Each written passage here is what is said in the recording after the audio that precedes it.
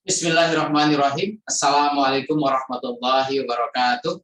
Alhamdulillah wassalatu wassalamu ala rasulillah amma ba'du. Saudaraku semua dimanapun Anda berada, alhamdulillah kita jumpa lagi di channel Saung PRW untuk kajian-kajian kita. Semoga Anda yang telah mengikuti apa yang kita bahas pada kajian di mimbar ini, insya Allah mendatangkan manfaat dan tentu menjadi petunjuk bagi kita bersama. Hadirin sekalian, pada kesempatan ini saya ingin membahas soal Lailatul Qadar, ya, yang memang setiap Ramadan, terutama di akhir sepertiga akhir Ramadan selalu dibicarakan dan ada ritual-ritual ya atau amalan-amalan ibadah tertentu yang memang sengaja kita lakukan untuk mendapatkan atau untuk mencari Lailatul Qadar, ya kan gitu ya. Hadirin sekalian, pada kesempatan ini saya beri judul ya tema kita pada jumpa kali ini, yaitu Lailatul Qadar. Masih ada nggak sih kan gitu ya. Nah, judul yang sudah saya tampilkan di belakang ini mungkin Anda bisa menjawab ya. Cuma memang ketika jawaban itu ada dan tidak, itu barangkali akan berpengaruh pada pemahaman kita, pada kebijakan-kebijakan kita yang mesti kita lakukan. Hadirin sekalian, sebelum kita melanjutkan pembahasan, saya ingin mengungkapkan dulu makna yang selama ini kita tangkap, makna yang selama ini kita terima, ya, yang selama ini kita pahami, bahwa ada peristiwa Lailatul Qadar, ya, adanya di malam ganjil, waktunya di 10 akhir di bulan Ramadan, yaitu malam 21, malam 23, malam 25, malam 27, malam 29. Hadirin sekalian, ada malam-malam ganjil itu. Kemudian pesannya adalah pada malam ganjil itu turun malaikat, ya, turun Jibril ke muka bumi, kemudian dengan turunnya malaikat itu, dengan turunnya Jibril itu, maka siapa yang kebetulan malam itu sedang beribadah, maka berbarengan, ya. Artinya pada saat dia sedang beribadah, kemudian turun malaikat Jibril, akhirnya pada titik yang sama, maka nilai ibadahnya bernilai pahala 1000 bulan, ya, lebih dari 1000 bulan, atau lebih dari 83 tahun. Hadirin sekalian, itu yang selama ini kita tangkap, itu yang selama ini kita pahami, ya. Nah, apakah seperti itu? Tentu kita harus mengkajinya, merujuknya kepada ayat Al-Quran yang memang kita baca, kita jadikan pedoman. Cuma permasalahannya adalah ketika kita memahami ayat Quran itu, apakah ketika kita baca ayat Quran itu, pikiran kita ini, alam pikiran kita ini masih kosong, sehingga kita baca, kita mengikuti petunjuk dari ayat itu, kita mengikuti maunya ayat itu, atau emang sebelum kita baca ayat itu, kita sudah punya pesan-pesan yang kita tangkap dari hasil sebelumnya. Sehingga ketika kita membaca itu, maka ayat Quran diarahkan sesuai dengan apa yang kita sudah dapatkan. Nah, hadirin sekalian, itu perlu kita pahami, ya. Sehingga kita harus mendudukkan dulu nih porsi Al-Quran, yang kita tahu bahwa kita sering menyebutnya Al-Quran itu imami. Al-Quran itu imam kita. Al-Quran itu pemimpin kita. Al-Quran itu teladan kita di depan. Imam itu di depan, teladan yang kita memang harus ikuti. Artinya ketika kita sedang belajar Al-Quran, maka kita sebagai pembelajar, Al-Quran tentu menjadi objek studi, ya, dalam rangka kegiatan kita belajar. Tapi sebaliknya, ketika kita belajar Al-Quran, ketika kita membaca Al-Quran, maka pesan yang ingin ditangkap dari Al-Quran, jangan kita yang menentukan. Artinya, yang selama ini cerita-cerita atau pesan-pesan atau nilai-nilai yang sudah kita tangkap sebelumnya, sebelum membaca Quran, itu menjadi dominan. Sehingga ketika kita membaca ayat Quran, maka ayat yang kita baca, maknanya, artinya harus sesuai dengan apa yang kita sudah pahami selama ini. Jadi Al-Quran kalau gitu bukannya sebagai imam, tapi sebagai objek, ya. Jadi ketika menentukan posisi belajar, oke lah, ya, dalam artian kata kerja belajar itu ada subjek, ada objek. Ya, subjeknya kita sebagai pembelajar yang belajar Al-Quran, Al-Quran sebagai objek yang dipelajari. Itu dari sisi kata kerja. Tapi dari sisi pemaknaan, dari sisi intisari yang ingin kita dapatkan dari Al-Quran, maka Al-Quran harusnya jadi subjek tadi. Ya, Al-Quran jadi penentu dalam memberikan makna, bukan kita yang menentukan. Nah, gitu. Kita harus menjadi objek. Kita yang mengikuti. Jadi, apa yang kita baca dari Al-Quran, Al-Quran memberikan makna seperti itu, itulah yang harus kita tangkap, itulah yang harus kita ikuti. Bukan kita yang menentukan makna Al-Quran. Oke, ya. Jadi, itu perlu ditegaskan agar nanti ketika kita membaca Quran, sementara kosongkan dulu pikiran, kita ikuti saja dulu pesan-pesan yang ingin disampaikan oleh Al-Quran. Dia mau perintahkan apa, dia mau larang apa, dia mau memberitakan apa, kita turuti. Ya, jangan kita yang sudah menentukan duluan. Ya, artinya sebelum kita membaca Quran, kita sudah punya pedoman duluan nih, kita sudah punya makna duluan. Nah, itu jadi Al-Quran nanti maknanya malah ngikutin kita. Ya, hadirin sekalian, begitu. Kemudian yang berikutnya adalah bicara soal malam ganjil. Ya, ada pembagian kita ini ada Ramadan di 10 hari pertama, 10 hari kedua, 10 hari ketiga. Dalam kajian Ustadz Hadi Hidayat itu dia menyebutkan bahwa hadisnya itu dhaif, ya. Hadisnya itu palsu yang berkaitan dengan pembagian Ramadan menjadi 10 di sepertiga awal, sepertiga tengah, dan sepertiga akhir. Karena sebetulnya begini, kalau misalnya di sepertiga awal, katakanlah kita menyebutkannya posisi atau saat mendapatkan rahmat. Kemudian yang sepertiga kedua mendapatkan maghfirah, sepertiga ketiga mendapatkan itqu minan nar. Nah, sekarang ketika kita berbicara bahwa pada posisi sekarang kita mendapatkan rahmat, apakah yang mendapatkan rahmat tidak mendapatkan maghfirah? Harusnya orang yang mendapatkan rahmat juga mendapatkan maghfirah. Nah, apakah orang yang mendapatkan maghfirah tidak mendapatkan itqu minan nar?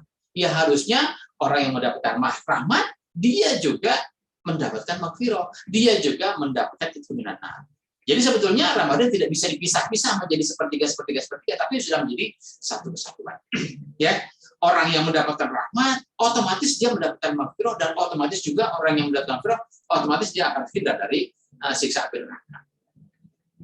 Kemudian saudara kalian, ketika membagian malam ganjil di sepertiga terakhir, ya mungkin ya kalau malam ganjilnya start puasanya itu tidak beda, mungkin tidak masalah ya. Artinya ketika malam ini katakan malam ganjil, yang lain semua menyatakan malam ini malam ganjil. Tapi untuk tahun ini khususnya ya tahun 2022 atau Ramadan 1443 ini, kita tahu bahwa di lingkungan kita di Indonesia ini malam ganjilnya beda, kan gitu ya. Kenapa? Karena ada orang yang sudah memulai saat Ramadan di 2 April, ada orang yang memulai Ramadan di 3 April. Jadi ketika malam ganjil ini beda nih. Ya, kata yang satu sekarang malam genap, kata yang satu sekarang malam ganjil. Kenapa? Karena memulai Ramadannya beda, ya. Padahal ketika saya ingat beberapa waktu yang lalu, ketika sudah ditetapkan oleh pemerintah Ramadan itu jatuh pada tanggal 3 April, ya. Nah, sedangkan di 3 April siang ada beredar video yang menyatakan bahwa keputusan Ramadan 3 April itu sudah ditetapkan justru di 26 Maret oleh organisasi tertentu, ya. Nah, kemudian beberapa waktu kemudian ada lagi muncul beredar berita bahwa BMKG meralat keputusan 1 Ramadan, bukannya 3 April tapi 2 April ya. Jadi itu beberapa media yang saya tangkap ya. Jadi kalau bicara malam ganjil, kebetulan malam ganjil yang sekarang itu tidak sama ya. Ada kelompok sana yang sekarang bilang malam ganjil, ada kelompok sana yang sekarang bilang malam genap. Hadirin sekalian, untuk memahami lebih detail, tentu kita harus membuka lah suratnya ya, surat Al-Qadar ya, yang barangkali sudah populer ini ya, sudah hafal semualah pemirsa ya. Jadi kita Kita mulai di surat Al-Qadar ini ya. Bismillahirrahmanirrahim. Inna anzalnahu fi lailatul qadar. Wa ma adraka ma lailatul qadar? Lailatul qadri khairun min alfi syahrin. Tanazzalul malaikatu warruhu fiha bi izni rabbihim min kulli amrin salamun hiya hatta matla'il fajr. Hadirin sekalian, kita mulai dari ayat pertama, inna anzalnahu fi lailatul qadar. Sesungguhnya kami, kata Allah, telah menurunkan Al-Quran di malam Qadar. Nah, berarti Al-Quran ini telah diturunkan di malam Qadar. Hadirin sekalian, seperti kita tahu bahwa pada catatan sejarah ya, bahwa kita kenal ada istilah bahwa pertama kali Al-Quran itu diturunkan pada tanggal 17 Ramadan. Ya. Kemudian, sedangkan bicara Al-Quran itu kan turun tidak sekaligus. Al-Quran itu turun berangsur-angsur. Pertama kali turun surat Iqra ya, Al-Alaq itu pertama kali turun di katakanlah catatan sejarah 17 Ramadan, di malam 17 Ramadan. Berarti yang selama ini kita peringati sebagai malam nuzul Quran. Nah, setelah itu turun lagi ayat-ayat berikutnya, dan itu tidak mesti pada bulan Ramadan. Ya, artinya ia turun pada bulan-bulan apa saja sepanjang 22 tahun, 2 bulan 22 hari, catatan sejarah begitu. Jadi ketika penurunan Al-Quran ini itu berproses, jadi yang disebutkan di malam nuzul Quran itu adalah proses awal pertama kali turunnya Al-Quran. Atau misalnya dalam surat Al-Baqarah disebutkan Syahrul Ramadan allazi unzila fihi Al-Quran hudal linnas wa bayyinatin minal huda wal furqan. Syahrul Ramadan, di bulan Ramadan diturunkannya Al-Quran. Artinya bukan diturunkan Al-Quran secara semuanya, tapi Al-Quran yang pertama kali diturunkan kepada Nabi Muhammad terjadi pada bulan Ramadan. Catatan sejarah mencatatnya malam 17 Ramadan. Gitu ya. Sehingga harus kita pahami dulu persepsinya bahwa yang diturunkan di bulan Ramadan itu, yang diturunkan di malam nuzulul Quran itu adalah pertama kali turunnya Al-Quran. Sehingga di surat Al-Qadar ini disebutkan sesungguhnya kami telah menurunkan Al-Quran di malam Qadar. Berarti sekarang mana duluan nih? Adanya malam Qadar, adanya Lailatul Qadar, atau adanya nuzulul Quran? Nah, kalau misalnya kita sebut malam Jumat, malam Sabtu, malam Ahad, malam Senin, malam Selasa, dan seterusnya, itu memang sudah ada penyebutan itu sejak zaman dahulu sebelum Al-Quran itu turun. Tapi kalau penyebutan Lailatul Qadar itu ada ketika turunnya Al-Quran. Jadi disebutkan malam Al-Qadar itu, disebutkan Lailatul Qadar itu karena ada turunnya Al-Quran. Gitu ya. Jadi kenapa disebut Lailatul Qadar? Karena ada proses awal turunnya Al-Quran. Dan Allah menyebutkan inna anzalnahu, kami telah menurunkannya, pakai fi'il madhi ini ya, telah menurunkannya Al-Quran itu di malam Qadar. Kalau bicara telah menurunkannya, berarti sekarang masih ada tidak proses turunnya Al-Quran. Nah, ternyata sekarang sudah tidak ada lagi proses turunnya wahyu, tidak ada lagi proses turunnya Al-Quran. Kalaupun nanti ada lagi proses turunnya Al-Quran, nanti ada lagi dong karena nabi-nabi lagi kan gitu ya. Jadi sekarang ini proses turunnya wahyu, proses turunnya Al-Quran sudah selesai, sudah tidak ada lagi nabi-nabi yang lain, tidak ada lagi nabi-nabi baru, dan proses itu diawali pada Lailatul Qadar. Nah, pertanyaannya nanti kalau gitu sekarang masih ada nggak Lailatul Qadar? Oke, nanti akan kita lanjutkan ya, akan kita bahas. Berikutnya, wa ma adraka ma Lailatul Qadar? Tahu nggak? Ya, apakah kamu tahu apa itu Lailatul Qadar? Apa itu malam Lailatul Qadar? Nah, Allah menjawab sendiri, Allah menjelaskan sendiri ya pertanyaannya. Allah memberikan pertanyaan kepada kita yang memang bukan untuk kita jawab, tapi untuk kita perhatikan jawaban yang Allah berikan kepada kita. Karena memang Al-Quran diturunkan ini dalam bentuk dialog. Dialog ada tanya jawab ya. Salah satunya ada tanya jawab, yaitu Allah memberikan pertanyaan dan Allah juga menjelaskan, memberikan jawabannya ya. Apa jawaban Allah tentang Lailatul Qadar? Lailatul Qadri khairun min alfi syahrin. Malam Qadar itu lebih baik daripada 1000 bulan. Nah, hadirin sekalian, perlu juga kita pahami lagi bahwa sekarang ini kita memahaminya malam Qadar itu, Lailatul Qadar itu eventnya lebih baik daripada 1000 bulan. Sehingga ketika kita beribadah di malam itu seolah-olah mendapatkan pahala yang lebih banyak daripada ibadah 1000 bulan.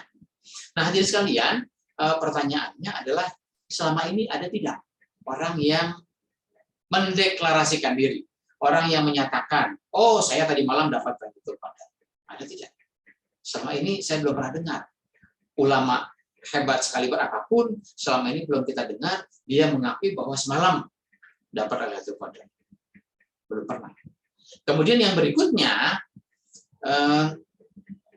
ketika katakanlah bicaranya pahala, di sini nggak bicara pahala ayatnya, ya. Lailatul Qadri khairun min alfi syahrin. Malam Qadar itu lebih baik nilainya daripada 1000 bulan, tapi nggak bicara pahala nih, ya. Atau kalau bicara orang kerja itu bicara gaji, ya. Padahal kan begini, kalau misalnya saya punya karyawan, oke lah, selama bulan Ramadan ini ada kerja 1 hari, saya bayar, saya gaji 1 bulan. Nah, pertanyaannya, yang kerja sama saya itu kerjanya 1 menit, 10 menit, 1 jam, atau 1 hari. Kalau bicaranya adalah 1 hari, maka dia harus kerja normalnya orang kerja 1 hari. Misalnya 8 jam, ya dia harus kerja 8 jam, nanti baru digaji 1 bulan. Karena kebetulan ada bonus, ya. Kerja 1 hari di bulan Ramadan dibayar 1 bulan, ya. Nah, berarti kalau bicara Lailatul Qadri khairun min alfi syahrin, malam Qadar itu nilainya lebih baik daripada 1000 bulan. Artinya kalau bicara 1 malam, ya orang harus kerja 1 malam. Jangan sholat tahajud misalnya cuma beberapa menit, baca Quran tadarus cuma beberapa menit, tapi pengennya dapat 1000 bulan. Enak bener kan gitu ya. Kenapa? Karena kalau bicara 1 malam ya harusnya kerjanya full 1 malam kan gitu. Ya katakanlah berapa? 8 jam ya 8 jam misalnya ya. Dari habis isya sampai subuh misalnya. Ya. Itu harus sepanjang itu harus punya nilai ibadah. Oke, hadirin sekalian, sekarang perlu kita saya akan membahasnya nanti apa itu khairun min alfi syahrin setelah kita membaca dulu ayat berikutnya ya. Agar kita tuntas memahami ayat ini. Kenapa bernilai khairun min alfi syahrin? Karena tanazzalul malaikatu waruhu fiha biizni rabbihim min kulli amrin. Ya. Nah, hadirin sekalian, tanazzalu ini karena turunnya malaikat. Kemudian waruh ini ruh. Nah, selama ini kita menerjemahkan turunnya malaikat dan ruh. Ruhnya apa? Ruhnya malaikat Jibril. Padahal ini malaikat, ini Jibril. Maka kok dipisahkan? Ada pemisahan lagi, ada spesialisasi lagi. Kalau bicara turunnya malaikat, ya di situ termasuk Jibril. Jadi ruhnya itu apa? Nah, mungkin karena kita terpengaruh oleh pemahaman agama sebelah yang menyatakan bahwa di sana ada Tuhan Bapa, Tuhan Air, Tuhan Ibu, dan ada Ruhul Kudus, ya, sehingga disebutkan ruh itu malaikat Jibril. Padahal di situ ayat sebelumnya tanazzalul malaikatu. Kalau Jibril sudah tergolong di sini, malaikat ini udah jamak bentuknya, ya. Nah, waruh, ruh itu apa? Hadirin sekalian, istilah ruh juga perlu kita pahami. Nah, kalau kita ini manusia, kemudian ada jasad dan ada ruh, ya. Kalau manusia ada jasad, ada ruh, maka manusia itu bisa bergerak, bisa bekerja.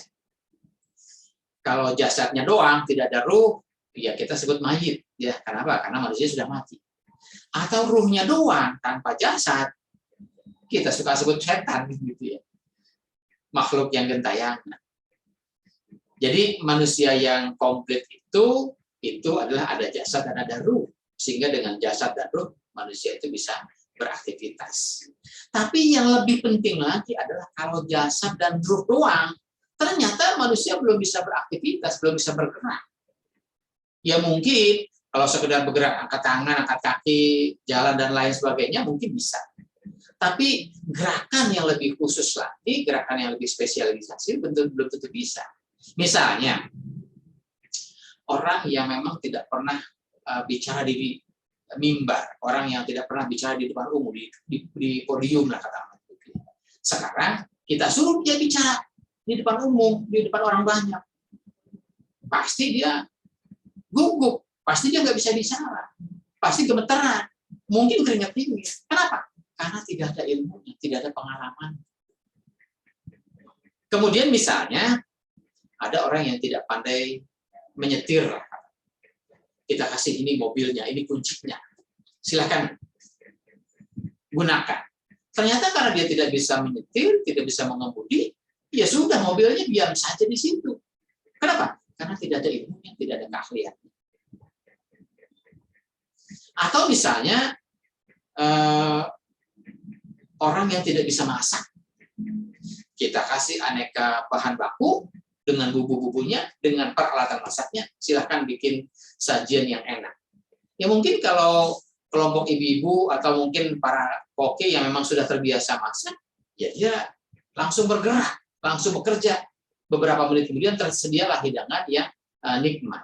Tapi kalau misalnya orang yang tidak bisa memasak, ya mungkin bahan bakunya cuma dilihatin aja, dipegang-pegang doang. Nggak akan jadi, itu nggak akan berubah menjadi masakan yang enak. Jadi hadirin sekalian, ternyata di samping jasad dan ruh kita, ada ruh lain yang perlu kita miliki. Apa itu? Yaitu ilmu, yaitu keterampilan. Sehingga dengan ilmu, dengan keterampilan, kita bisa bergerak lebih spesial, lebih khusus lagi, gerak kemana yang diinginkan.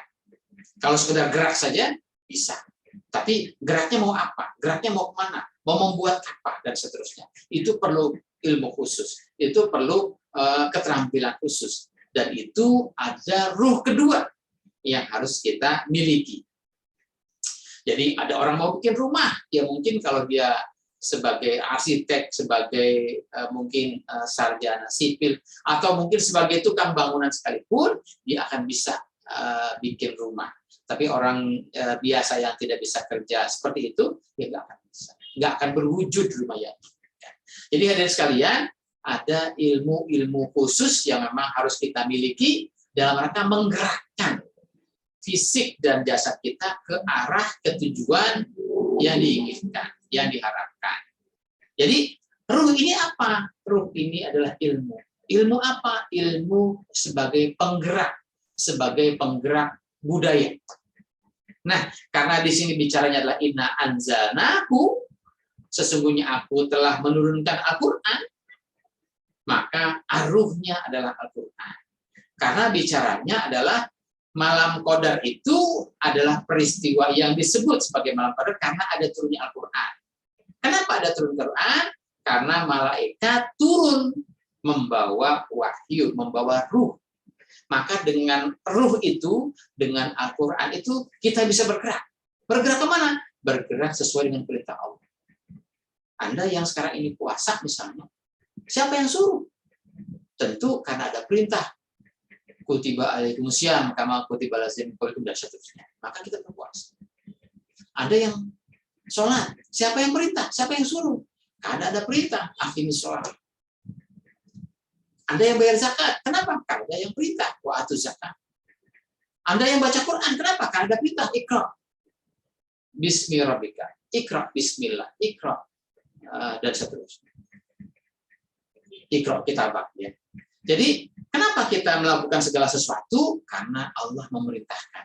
Karena Rasul mencontohkan. Itulah ilmu yang kita punya, ilmu yang kita dapatkan. Maka dengan ilmu itu, kita bergerak, kita melangkah, untuk mencapai tujuan sesuai dengan perintah dari Allah dan Rasul.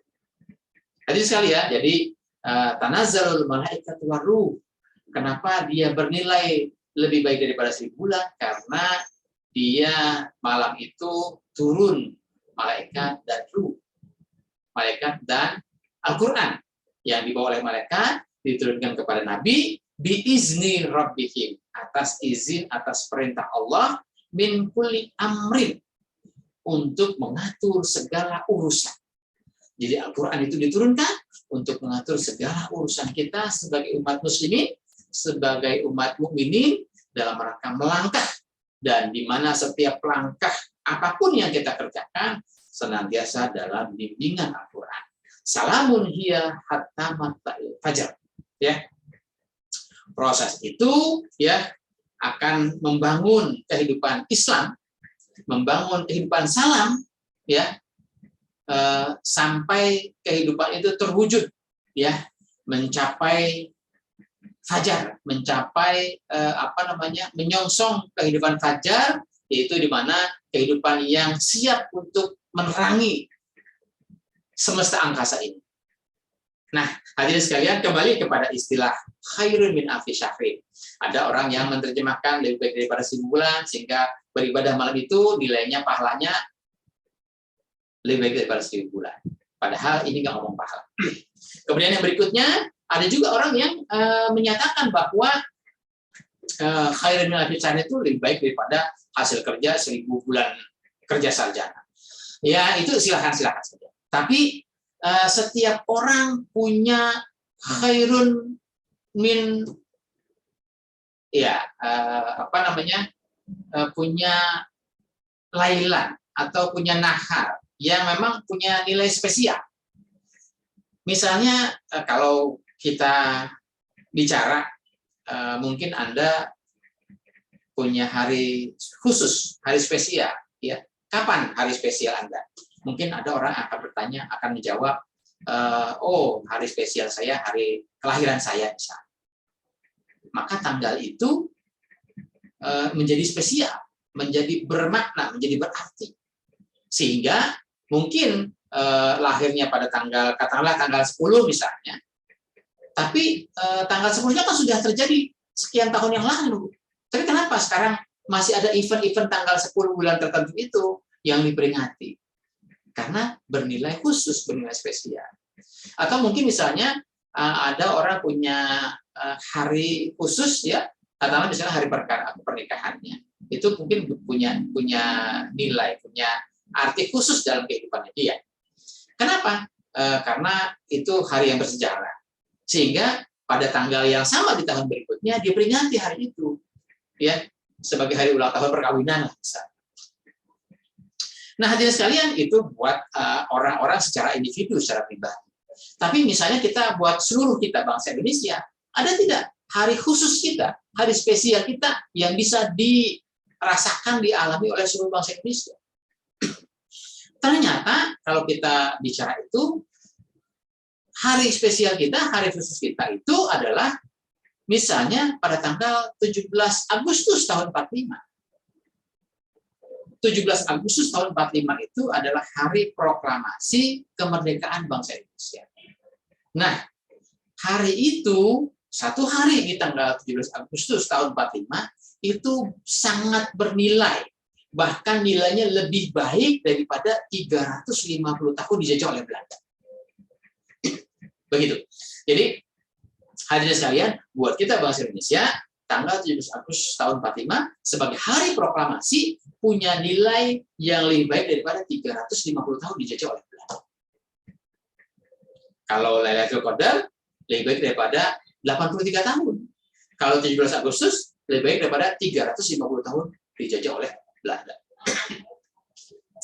Sehingga karena hari itu penting, hari itu spesial, hari itu sangat bermakna, sangat bernilai, maka pada tahun-tahun berikutnya ada lagi 17 Agustus. Kita peringati itu sebagai apa? Sebagai hari ulang tahun proklamasi, sebagai hari ulang tahun kemerdekaan. Nah, tujuannya apa? Tujuannya adalah dalam rangka membangkitkan semangat, menggelorakan semangat perjuangan kita, bahwa kita ingat dengan jasa-jasa para pahlawan kita terdahulu, kita menghormati jasa-jasa mereka, jasa-jasa yang telah berjuang mengorbankan harta, jiwa, dan raga demi mencapai kemerdekaan.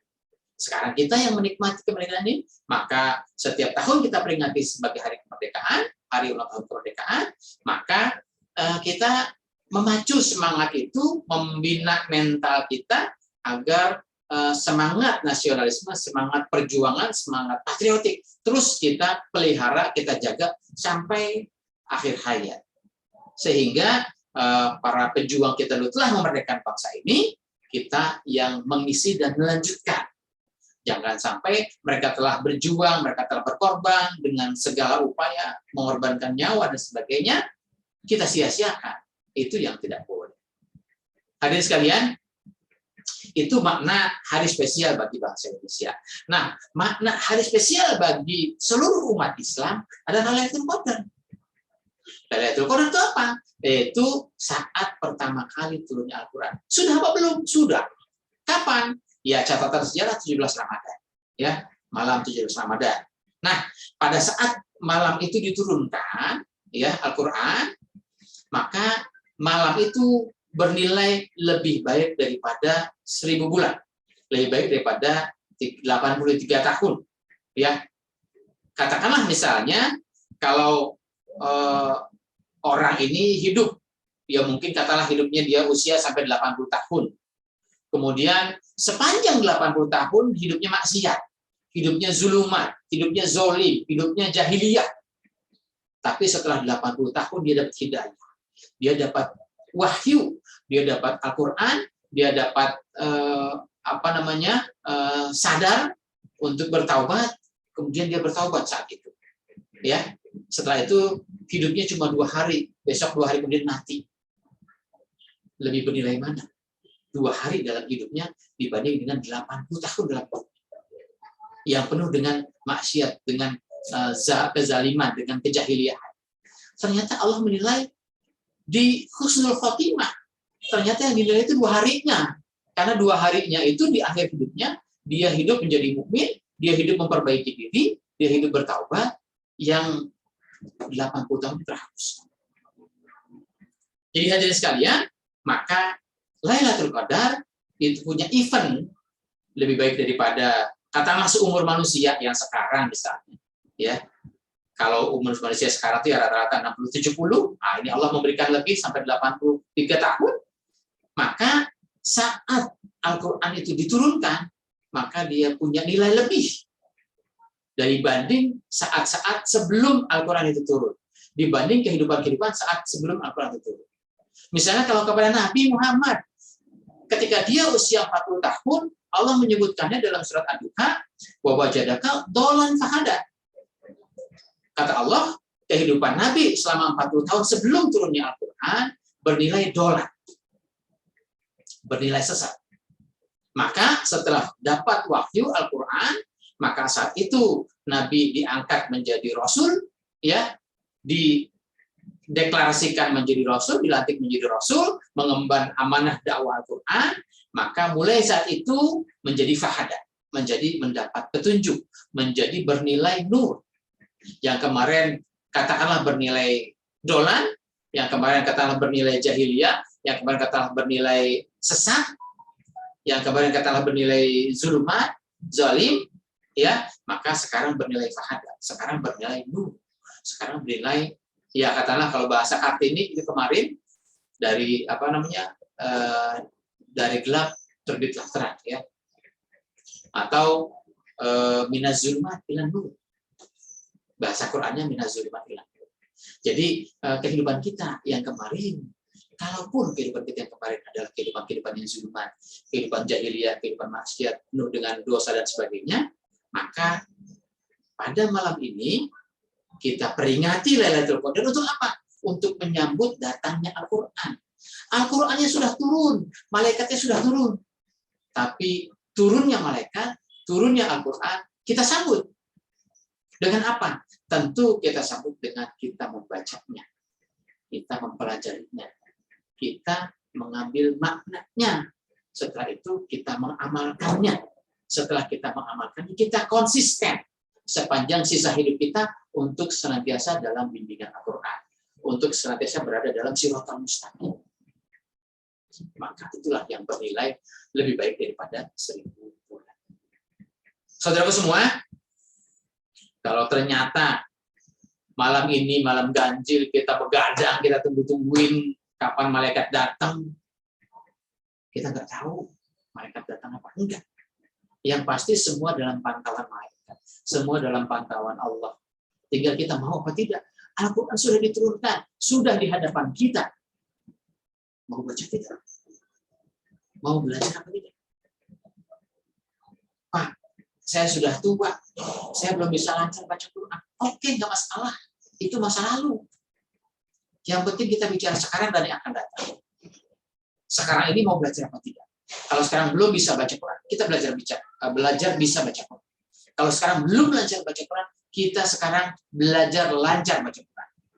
Kalau sekarang kita belum memahami Al-Quran, sekarang kita belajar memahami Al-Quran. Memang semuanya tidak instan, tidak bisa sekaligus. Yang penting ada kemauan untuk memulai start di Lailatul Qadar ini, di malam ini, di hari ini. Dari mulai saat ini kita konsisten, kita niatkan sungguh-sungguh bahwa kita mulai melupakan masalah. Yang penting dari hari ini hingga ke depan kita akan membaca Al-Quran, kita akan belajar sungguh-sungguh membaca Al-Quran, kita akan sungguh-sungguh belajar Al-Quran, kita akan sungguh-sungguh mengamalkan Al-Quran dengan konsisten, terus-menerus dalam bimbingan hidup ini kepada Al-Quran, sehingga sampai akhir hayat kita. Saudara semua, ketika misalnya Al-Quran ini sudah di hadapan kita, ya, namun masih kita tunggu-tunggu kehadirannya, maka sekarang ini posisinya Al-Quran belum datang, belum hadir ke hati kita, belum hadir menghiasi alam pikiran kita.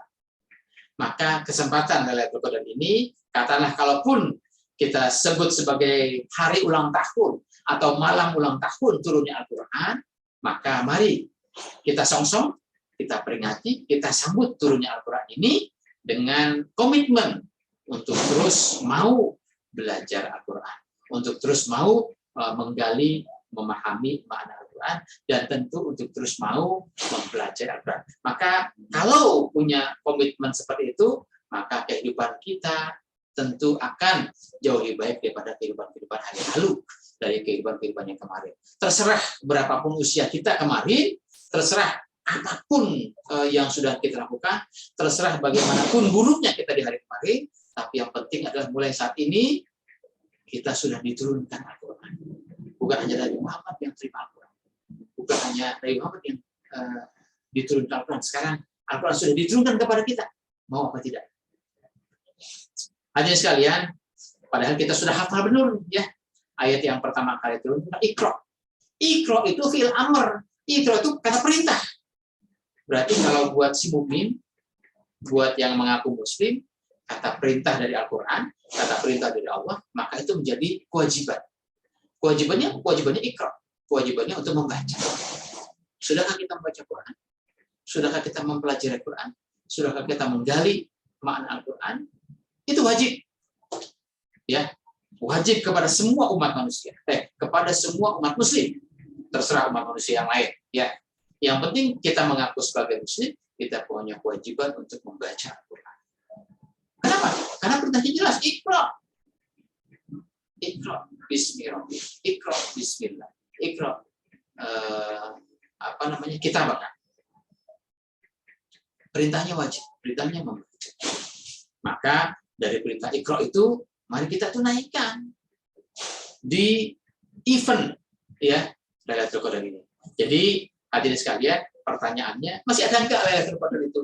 Nah, kalau bicara titik peristiwa Lailatul Qadar ini sudah terjadi 1400 tahun yang lalu saat Nabi Muhammad menerima wahyu yang pertama kali.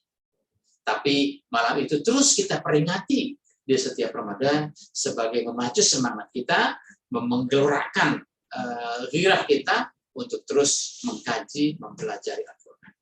Sama seperti halnya peristiwa 17 Agustus. Hanya terjadi sekali di tahun 45. Tapi pada tahun-tahun berikutnya kita peringati sebagai ulang tahunnya dalam rangka memberikan semangat perjuangan, semangat patriotik kepada kita semua untuk terus mengisi dan mempertahankan kemerdekaan ini. Lailatul Qadar sekarang ini mari kita sambut. Tidak perlu kita tunggu lagi. Mari kita sambut, sudah datang. Mari kita sambut kedatangannya, kita sambut kehadirannya untuk terus menggelorakan semangat dalam membaca Al-Quran, dalam belajar Al-Quran, dalam memahami Al-Quran, dan tentu mengamalkan Al-Quran. Tentu kita akan mengamalkan Al-Quran sesuai dengan bimbingan yang dicontohkan oleh Nabi dan para Rasul. Hadirin sekalian, itu perjumpaan kita kali ini semoga bermanfaat. Ya, ada apa tidak malam Lailatul Qadar nanti? Jangan nunggu nanti, sekarang sudah ada. Ya, sudah ada Al-Quran di hadapan kita. Mari saat ini juga kita komitmen mulai hari ini dan seterusnya kita akan dekat dengan Al-Quran. Kita akan cinta dengan Al-Quran. Kita akan mahkotai alam pikiran kita dengan Al-Quran. Kita akan mengisi kalbu kita dengan Al-Quran. Saudara semua, semoga bermanfaat. Terima kasih. Dan kalaupun ada hal yang kurang berkenan, semata-mata kelemahan dari saya. Billahi taufiq wal hidayah. Wassalamualaikum warahmatullahi wabarakatuh.